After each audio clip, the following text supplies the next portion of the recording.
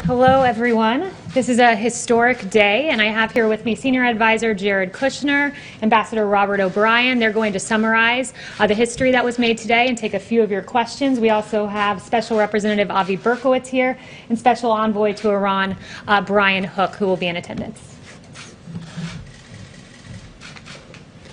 Thank you, Kayleigh, and thank you all for being here. I want to start today by congratulating the people of Israel and the people of the United Arab Emirates. Today is a historic breakthrough and a great day for peace. I also want to congratulate President Trump on this milestone. He worked very hard on this with his team. We worked with Prime Minister Netanyahu and the Crown Prince Mohammed bin Zayed, who really are two visionary leaders who made a big step forward today to really change the region. The last time we had an agreement like this in the region was 1994, when Israel made an agreement with the Kingdom of Jordan, which stopped aggression and helped bring forward peace. Over the last 26 years, there's been a lot of developments in the region, some positive, but many that have set the region back, and it has led to lots of lives being lost, lots of opportunity and hope being destroyed, and a region that really has had a lot of problems. When President Trump came into office, we had a caliphate for ISIS in the Middle East, which was the size of Ohio. We had a lot of instability. Iran's aggression was being felt all throughout the region. A lot of their proxies were very well funded and causing instability in Yemen and in Syria and in other places. And now we're in a position where we've been able to work with our allies. A lot of our allies felt abandoned. President Trump's been able to rebuild those relationships. His first trip as president was to Saudi Arabia in May of 2017, where he laid out the problems that were facing the region and very clearly articulated that in order to make progress, we'd all have to work together around common goals, and we'd have to acknowledge historic differences and historic conflicts, but we can't let those conflicts hold us back. President Trump's leadership, the ability to build the relationships with the leaders in the region, people were modernizing their society and realizing that we needed a new paradigm. On President Trump's visit to Saudi Arabia, we made an agreement with a lot of these countries that we were going to start a counter-terror finance center, and since then we've worked to limit the amount of funding that's gone to extremist groups. We worked with Saudi Arabia, which is the custodian of the two holy sites, and we worked with them to do a counter-extremism center to combat online extremism, and that's made a big difference because you can't solve the short-term problem without taking on the long-term fight. We've seen Saudi Arabia make a lot of modernizations over the last years, giving more rights to women and taking steps in the right direction, which have been very positive. And now today's breakthrough really allows us to go forward. To give you a little bit of background on this deal, this is something that's been in discussions now for over a year and a half. We were talking with Israel, we were talking with the United Arab Emirates about moving forward. Obviously, because of the Israeli elections and because of some other things that were happening in the region, this is something that was talked about but never really got to the right place for it to happen. As you know, with deals happen when deals are ready, and peace deals are very rare and very historic, and there's a lot of reasons why people would be held back from moving forward. What we saw was when the president rolled out his vision for peace, which we worked very hard on for a couple of years to really try to understand the issues in the region between the Israelis, the Palestinians. He put forward 180 pages of detail on how we can address the issues of the past, but also figure out how to move forward. During that acknowledgement, President Trump was able to get Israel to agree to have a two-state solution with the Palestinians, and for the first time in history to agree to a map that outlined the territory that they would be willing to work with in order to see that happen. That showed a lot of people in the region that Israel was serious about really moving forward and making peace, and also showed them that President Trump's leadership and diplomacy could make things happen that hadn't happened previously. What happened is, as Israel was discussing with us, providing, taking Israeli law and sovereignty to areas of the West Bank and applying it, we were having these discussions, and over the last 6 weeks, the discussions between UAE and Israel started accelerating around this being a potential different path. We all saw Ambassador Oteba's op-ed that came out that said that he thought applying Israeli sovereignty to these areas would be detrimental to the region. And a new course, a new option was created that was discussed that ultimately both countries thought was a much more viable option to go forward. Israel's agreed to suspend those efforts at this time, and as a result, we're going to focus on bringing these two countries together. This is really a historic breakthrough, and it shows that President Trump's leadership from the Riyadh speech till today, you see a much different Middle East than what he inherited, and hopefully there's a lot more good things to come. This is an icebreaker between these two countries. This is the first Arab country to normalize relations with Israel in a long time, 26 years since Jordan. And what we're going to hopefully see from there is more countries start to do the same. The final thing I'll just say is that here in America, the biggest threat that we saw in the last campaign was really two things. One was ISIS. The caliphate was growing. We were seeing journalists being beheaded. We were seeing people burnt in cages. And the threat of ISIS was something that was very scary to a lot of Americans and needed to be stopped. The instability was providing a place for extremists to plan attacks, to plan all kinds of terrible things, and the extremists were trying to radicalize the next generation. One of the biggest excuses that extremists use to radicalize the next generation is the mosque and the Al-Aqsa Mosque, and saying that it's being threatened, and the fact that Muslims aren't able to pray there.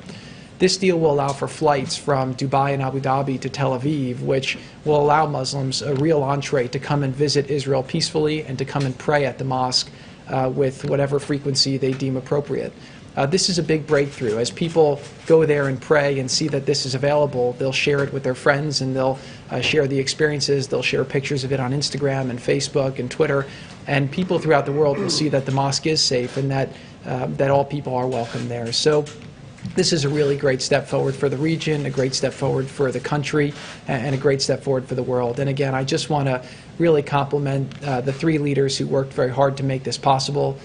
Prime Minister Netanyahu of Israel, the Crown Prince Mohammed bin Zayed of Abu Dhabi, and President Trump here in America. Thank you.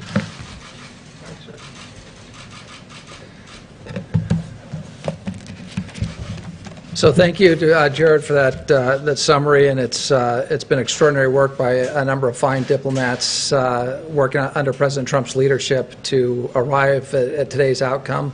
Jared Kushner has been at the forefront of those efforts. Avi, Brian Hook, and others have put in just tremendous work under the President's direction to get where we are here today. And I know, Jared, you don't have a diplomat title, an ambassador title, but we don't have a finer ambassador, especially in the region, than Advisor Kushner. So thank you for those remarks and for the really incredible effort. I want to start by congratulating today the President of the United States, the Prime Minister of Israel, Bibi Netanyahu, and Crown Prince Mohammed bin Zayed. This is a remarkable achievement, and the achievement is now will now be known in history as the Abraham Accords, or the Ibrahim Accords in the Muslim countries, or the Abraham Accords in Israel. It's something very special. It's something that doesn't happen very often. Very few of my predecessors as National Security Advisor have been able to come to this podium to announce a peace deal in the Middle East. It's a very rare thing. As I said earlier in the Oval Office today, the President is going to be known in history as one of the change makers and one of the remarkable leaders in the Middle East, and that's not something that you may have thought of when he came into office. But one of his very first steps was repairing our relationship with Israel, which had been badly damaged, especially in the last month of the prior administration. The President did something that was unheard of. Many presidential candidates going back 2 decades had promised if they were elected, they would move the United States Embassy in Israel from Tel Aviv to Jerusalem. President Trump had the courage to do it, and he developed wonderful credibility and a reservoir of goodwill in Israel. He recognized the Golan Heights as being Israeli territory, and took those away from a very what could have been a very destabilized situation that we've seen develop in Syria. He destroyed the physical caliphate of ISIS, which Jared had said was the size of Ohio. It stretched across the Middle East, and terror reigned because of the caliphate. He brought justice to al-Baghdadi, who had killed so many Americans, Sotloff and Mueller and Kasich and Foley.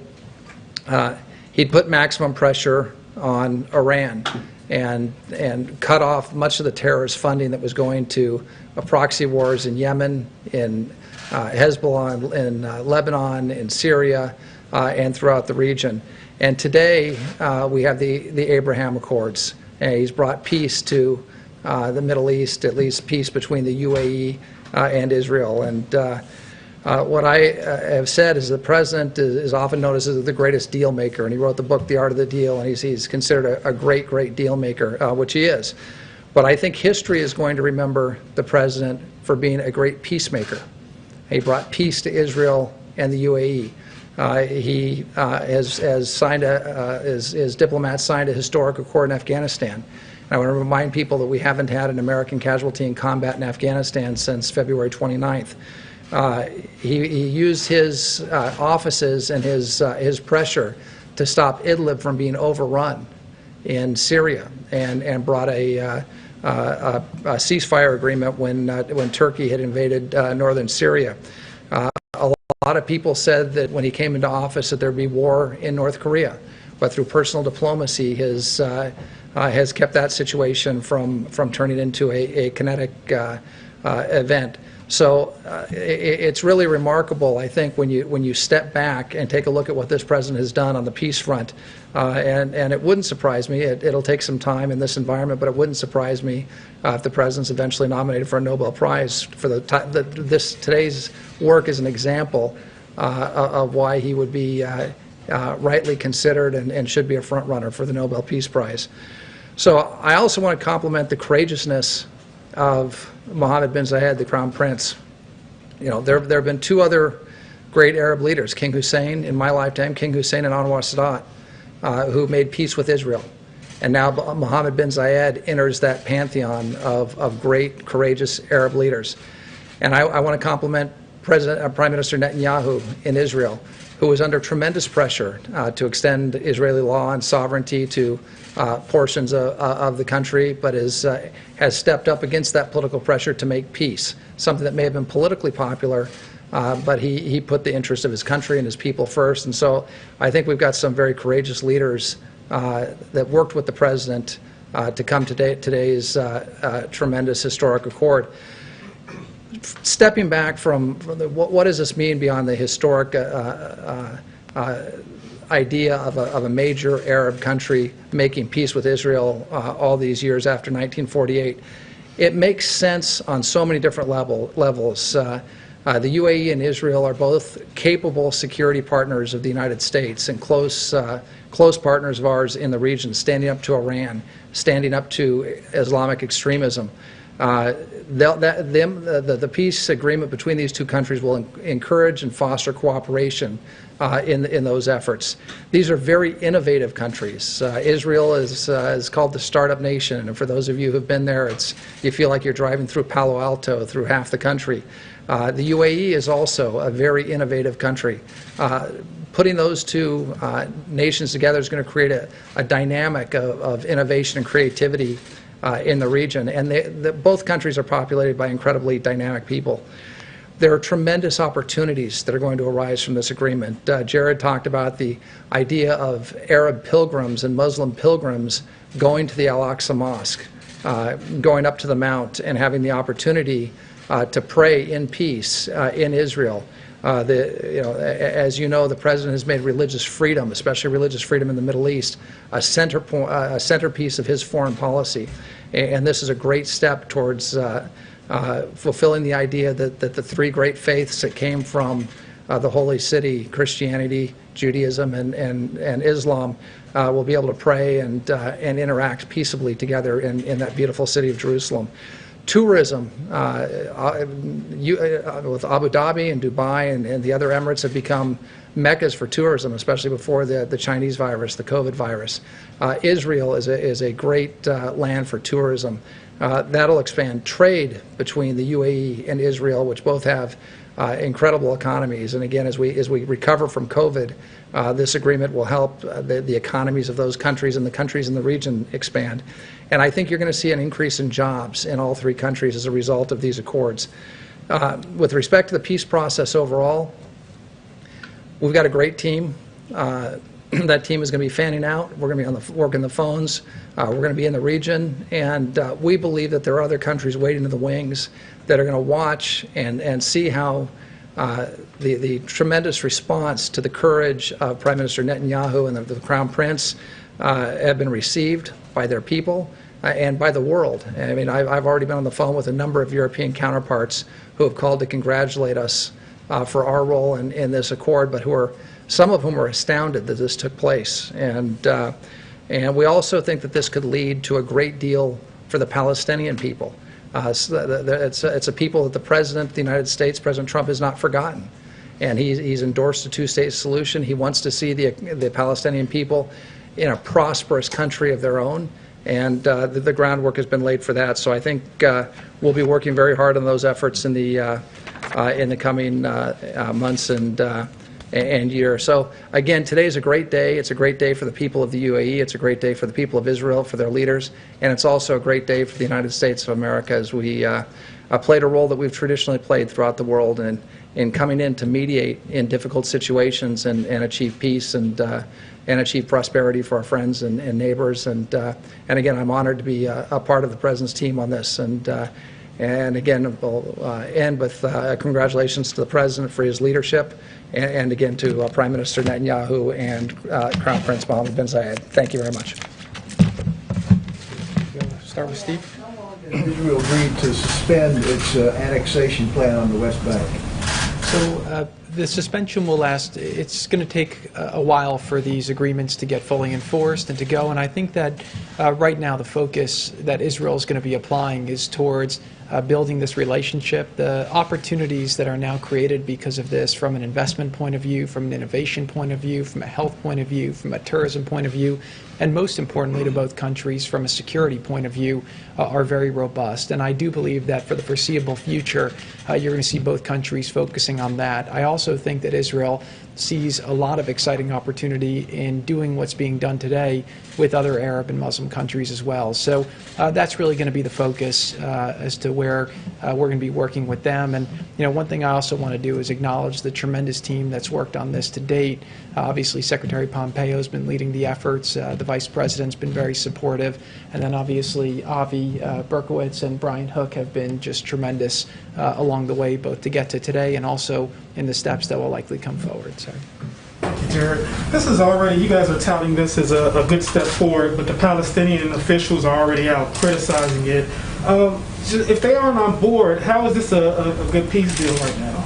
Right. So, look, they have a fairly predictable response that we've seen time and time again to all types of things that help make their people's lives better. Let's just focus on the facts of what's happening, and let's focus on how to push things forward. We laid out a 180-page, very detailed plan that we got Israel to agree to negotiate on the basis of, that invests $50 billion into their economy, that allows them to double their GDP over 10 years, that can create 1 million new jobs, help their people have a much better standard of life. We also got Israel to agree to have them have self-determination, have a secure environment, and then in addition to that, figure out how to create the right land outcome where we can go forward. So, look, I think that a lot of people in the region are seeing that we can't wait for the Palestinian leadership to try and resolve this. Every country is going to do what's in their best interests, what's in the region's best interests, and we have big problems in the world, and we can't be stuck in the past. We have to be moving forward. Now, I will just say that a big part of what motivated the UAE to move forward at this time and take the risk that they're taking is the notion that they didn't want to see Israel take the provocative action of applying sovereignty to areas of the West Bank, which hopefully allows more space to the Palestinian leadership to come to the table and make a deal. So I don't know if it will happen tomorrow. I don't know if it will happen next month. I don't know if it will happen next year. But at some point, I always learned with deals that there's a thing called gravity. And right now you're in a situation where Israel has said that they're open to making peace. A lot of people in the region have supported the vision that the president laid out. One thing you've seen with the president, he's a deal-making president, right? And part of being a deal-maker is not always showing your cards. Again, we were able to hold this quiet until this morning when we announced it. The president's had a very robust strategy for the Middle East that we've been executing piece by piece, day by day. And we've seen things have been getting better, problems have been getting resolved. The president's been taking things off the table. slaughtering sacred cows that were holding people back. And so if you kind of look at the snapshot today and you look back at the snapshot of where the president was when he started, you have a much different Middle East, and that's not by accident. So I believe over time we're going to continue to ask ourselves two questions with that conflict. Number one is, are we doing things that allow Israel to be more secure versus less secure for the Israeli people? That's America's strongest ally in the region. With this step, actually, UAE joins a very exclusive club and becomes, really one of America's closest allies in the region.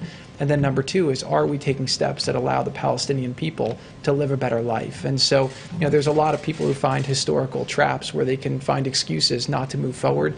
But President Trump is focused on creating a bright future, focused on progress and making people's lives better. So I will just say today that this is a big breakthrough. This is something that's public. We have a lot of things that are happening privately right now that are quite excited. And I do believe, again, that over the next years, if the president is able to keep going forward, you're going to see some historic changes in the region that will really make the world a much safer and better place. Thank you. Thank you, Jared. Appreciate it. Just actually want to ask you, Advisor O'Brien, you mentioned Anwar Sadat, and I'm just curious, do you see or envision sort of a Sadat, Reagan, Carter picture, a moment like that for the leaders? Because that's something I think people remember. I want to say it was 79, but going all the way back then. Right. No, I think we will have a formal signing ceremony at the White House, and we'll have to see who comes from the various countries, but I would expect that Prime Minister Netanyahu will be here, and either the Crown Prince or one of the other princes would likely be here in Washington. And I think it'll be a great day, and really, as you know, I normally don't talk about things that were said on presidential phone calls, but one of the leaders said that we've had a tough 2020, and this is like the best news of the year. It really is good news. It's a great news story for the American people, and it's been great to see how the press has reacted in a somewhat polarized time. I think this is one of those stories that everybody, regardless of your political stripes on that sort of thing, everybody's excited about the fact that a Muslim Arab government is making peace with Israel. Big day, and we'd love to host them here at the White House. I think the president would very much like to host them, and so I think we'll have an event at some point in the not-too-distant future. And Jared, if I could follow up on something that you mentioned earlier. You talked about visionary leadership, not just in the region, but in general, including the president, to make something like this happen. He seemed actually fairly positive, albeit maybe cryptically, that maybe something soon could happen again to keep this inertia going with perhaps another country. Is it your sense that, yes, there's a good chance that we could have a similar announcement here in the next, say, 90 days, 80 days? I do think there's a very good chance. Now, one thing I'll say about the president is that one of the things you see in great leaders is a sense of optimism, and the president is a great leader for the country because he always wants to put forward a positive front and get people to do more than they're capable of doing and help people achieve things that people don't think is possible. And so his optimism is one of his great traits as a leader. I will say here that we have had several discussions. Obviously, we kind of stopped those discussions because this one looked like it was going, and it was very important to the United Arab Emirates to be the first. They wanted to make history and do it, but we do have several more that we've had discussions with, and now we'll continue those discussions to see if we can continue to move forward more. Look, at the end of the day, it's an inevitability, right? People in the world want to move forward. The Middle East has to stand on its own 2 feet. We have some great allies there. We'll continue to work with them and help them, but we'd like to see a security architecture and an economic architecture there where people have the safety and ability to live a better life, to have jobs, to have prosperity, and people need to believe that their children could have a better life than they can. And once that happens, people will choose a job over some of the other less good areas that they're being tempted to go to by the extremists. Thank you. Thank you. A couple of questions. First, you mentioned the flights. Can you tell us how quickly you expect to actually see those flights begin, embassies to open up, and to what extent is this strategy, in part, strategy and hope that Iran will be further isolated? I think Iran is Iran, if they want to move forward, again, the president's been very clear. He's not going to pay for a meeting, but he's always happy to talk to people. And that's part of him being a deal maker, and that's why, again, he was able to make this deal. He was able to make the deal for the OPEC Plus. He was able to make the U.S.-Mexico-Canada deal. He was able to make the Japan trade deal, the Korea deal. We were able to get the FIFA 2026, the Olympics 2028. The president's a deal maker, so he'll always be flexible. I do think, though, seeing the two of the best militaries in the region come together should be something that people take note of, because it shows that, again, people are figuring out how they can optimize. And I do think that Iran has benefited from kind of dividing and conquering. Through their proxies, they've tried to create instability, and they've tried to have the Middle East divided, which is why they've always taken advantage of the Palestinian issue, and they've tried to stoke fear around that issue, and they've used it to keep people from joining together with Israel. You know, no Israelis ever killed an Emirati, right? There's not that hatred between the people, which is why there's no sense. So I do believe that we will start seeing interactions very quickly, and that both countries are very motivated, both from an economic point of view, from a tourism point of view, from a health point of view, from a technology point of view, to start moving forward quite quickly. Very, very quickly, if I could just follow up with you. You've been in the headlines recently. Just to give you the opportunity to respond, can you tell us why you were meeting with Kanye West? Did you discuss the election at all in any capacity? So Kanye's been a friend of mine I know him for about 10 years, and you know, we talk every now and then about different things, and we both happen to be in Colorado, and so we got together and we had a great discussion about a lot of things. He has some great ideas for what he'd like to see happen in the country, and that's why he has the candidacy that he's been doing. But again, there's a lot of issues that the president's championed that he admires, and it was just great to have a friendly discussion. Thank you. Just to follow up on Steve's question, Netanyahu just did a live address tonight, and he said, we received a request to wait temporarily on annexation from President Trump. He said it's a temporary postponement. It is not removed from the table. I'm telling you that. So how long is temporary? Because you said it could be a long time. And did you get guarantees that they will adhere to that? Somewhere between a long time and a short time. That's what temporary means. But that's important for them to know how long temporary is. He's saying it's not off the table, it's not canceled, it's only being postponed. Look, our discussions with the Prime Minister have been very extensive over the last 3.5 years. We have a lot of trust between Israel and America. We've done a lot of historic things together. The people of Israel trust President Trump to make the right decisions that are in the best interests of Israel's security and prosperity. And obviously, Prime Minister Netanyahu and President Trump have a very close relationship. I believe that they will not take action to move forward unless we have an understanding between America and Israel that it's the right action at the right time. And again, you know, it's not like a binary thing to move forward or not. There's a lot of details, there's a lot of things that need to be considered, and we had a lot of those discussions over the coming months, and then obviously put those discussions on hold as this came about. So I imagine at some point in the future this is something that will be discussed, but today's a great day. This is a big breakthrough. This is a game changer for Israel, it's a game changer for the Middle East, and it's a game changer for the world. So I think for the time being, people are going to focus on that and focus how to optimize from that tremendous opportunity. Yes, If I could follow up on this. Can I just... Did you discuss the campaign, his campaign, with Kanye West? We had a general discussion more about policy. Jared, let me ask you about a different deal, one here in Washington. Democrats, Republicans are $2.5 trillion apart, it seems. From your view, do you believe it's possible right now of a phase 4 deal coming together?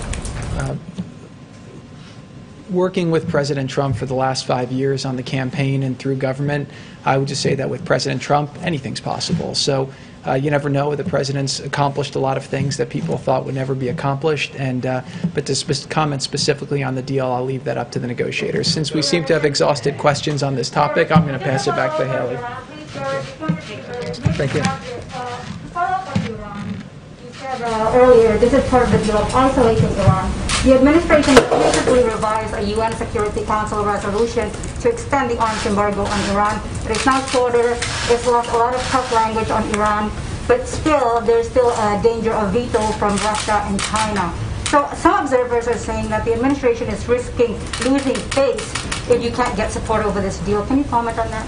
Well, the first thing is we're always going to do the administration is always going to do the right thing, and President Trump is always going to do the right thing, whether it's losing face or there's a Russian veto or a Chinese veto. If the Chinese or the Russians veto the continuation of the arms embargo and want to start sending arms to Iran and destabilizing the region, that's on them, and that's not on us. So we're always going to take the position, the right position, and not worry about what the Russians or what the Chinese might do at the UN. If we did that, if we worried about that all the time, we'd get nothing done at the UN. We also have other tools that we'll use to deal with Iran to make sure that arms don't flow into Iran, that there's not further destabilization of the region. There are tools that we can use diplomatically, and there are other tools that we have. And nobody in the region wants to see Iran on the receiving end of a bunch of Russian MiGs or Chinese missiles or Chinese drones. The region's made that very clear. We've made that very clear. Israel's made that very clear. So I don't think that's in the interest of anyone in the world. It's not in the interest of global peace and security and prosperity. So we're going to continue to prosecute our case at the UN, and we're going to hope for the best. I hope the Russians and the Chinese do the right thing. They should do the right thing. And if they don't do the right thing, well, we've got backup steps that we'll take. Whether you also support the snapback option? Snapback's certainly one of the tools that we could use, and that's something we're looking at very closely. And it wouldn't look. What we're focused on right now is the vote to extend the arms embargo. We'd like a clean rollover of the arms embargo. We'd like to see our allies get behind it. We'd like to see the Russians and Chinese get behind it. I just can't imagine any leader anywhere in the world who thinks it's a good idea to put advanced armaments in the hands of the Ayatollah and his regime, especially in today's Middle East. I mean, that just makes zero sense whatsoever. So hopefully the countries at the UN, the Security Council, will do the right thing. They'll roll over the arms embargo and keep it in place. But if that doesn't happen, we'll take steps necessary, and one of those steps could be snapback. Thank you. Thank you very much to Senior Advisor Jared Kushner and Ambassador O'Brien. And I will take a few of your questions on other matters, if you have any. Yes, Deborah. Oh, thank you, Kayleigh. The President has written memoranda that give 5 states 100% of reimbursement for their National Guard costs dealing with the coronavirus. A number of governors are trying to get on that list, too, including Nevada Governor Steve Sisolak. Have you had a chance to set up a time for them to talk? And the National Governors Association says that the criteria for being one of those states that gets 100%, not 75%, aren't clear. Can you tell me, how do you make the cut where you're 100% and not 75%? So first, let me note that in March, President Trump became the first president to authorize use of the National Guard under Title 32 status with 100% cost share. The President supports the men and women of our National Guard. This is a rarely used tool, but the President was willing to take this decisive action. 75% of the cost share is still giving states tremendous, unprecedented support, and states can utilize their coronavirus relief fund dollars to cover the remaining 25% if they need to. Specifically, a few states made direct cases to the President, and he obliged to support them at 100%, but I won't go state by state as to where things stand. Can you explain why some states would? Yes. Question about payroll tax and the President's comments yesterday. What did he mean by when he said he was going to terminate the payroll tax? And a secondary question, if he's reelected, what should Americans believe about his commitment to Social Security?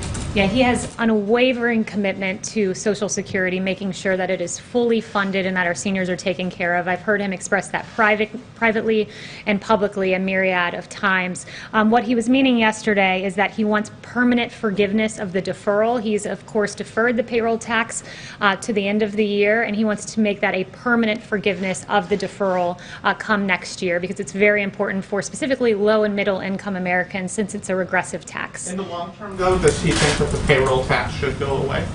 The President's very clear on this matter that he wants a permanent forgiveness of the deferral. That's as far as he's gone, and he's gone even further to say he's going to make sure that Social Security is fully funded. Yes. Yes. Yeah. Oh, the lead, and then we'll lead. Okay, so you voted by the U.S. mail. The President has voted by the U.S. mail. Many of his top people have voted by mail. Why is he trying to prevent ordinary Americans from voting by mail? So first, let me note, I've voted absentee. The president's voted absentee. He's always been for voting absentee for a reason. What he is not for is mass mail-in voting, or perhaps, to make it even clearer, mass mail-out voting, where everyone on the voting rolls is mailed out a ballot. Voting rolls in Los Angeles County, for example, you have 117% of the county registered to vote. How does that even make sense? It doesn't. And that would mean that in the least, 17% of the ballots floating around would be subject to potential fraud. So that's what the president is standing firmly against, but he has always been for absentee for a reason. Yes. Kayleigh, we learned today that still roughly 15.5 million Americans are without a job. Nancy Pelosi spoke yesterday with the Treasury Secretary. Seemingly, there was no progress on that call for the 15.5 million Americans and millions others who could absolutely care less about the politics of it all. What would you tell them is coming next, considering that it seems as if nothing is moving policy-wise going forward? Yeah, what I would say is this. Secretary Mnuchin said yesterday, I am willing to move forward with legislation that provides funds to schools, childcare, food, vaccines, hospitals, PPP for small businesses, rental assistance, broadband, airports, state and local government assistance, and liability protection for universities, schools, and businesses. He's been unmistakable, this administration has and this president has. We're willing to move forward on that. What we're not willing to do is rubber stamp a behemoth $3.4 trillion deal that the Democrats put forward that was fundamentally unserious, that would have made ballot harvesting mainstream, that was a Democrat wish list. That's what we'll not move forward with. But this president, out of anyone, has taken action, serious action on eviction protection, serious action on unemployment insurance, on a payroll tax cut, student loan forgiveness in his executive capacity. And what I would say, the state of things now is, you have Nancy Pelosi saying we were willing to come down $1 trillion if they came up $1 trillion. Well, it's fundamentally unserious because the Democrats, the chief of staff has told me, wouldn't even tell us what they would take out of the $1 trillion. So they said we'd come down $1 trillion but wouldn't list out the things that they would take out of their Democrat wish list. So Nancy Pelosi needs to come back from recess and negotiate because the American people deserve better. There are some conservatives who have made the argument that $3 trillion, give or take, has already been spent and no more needs to be spent. If there isn't a deal that is viable, is the White House of the position that since $3 trillion has been spent, it's okay, we don't need to spend any more? No, the president is all about what is best for America's families. He wants to see funding for our schools, direct payments to Americans. He's protected the American people in every way he can in his executive capacity. But as you noted, in terms of the fiscal cost of things and the height of this, when the economy was shut down, there was a $2 trillion deal negotiated.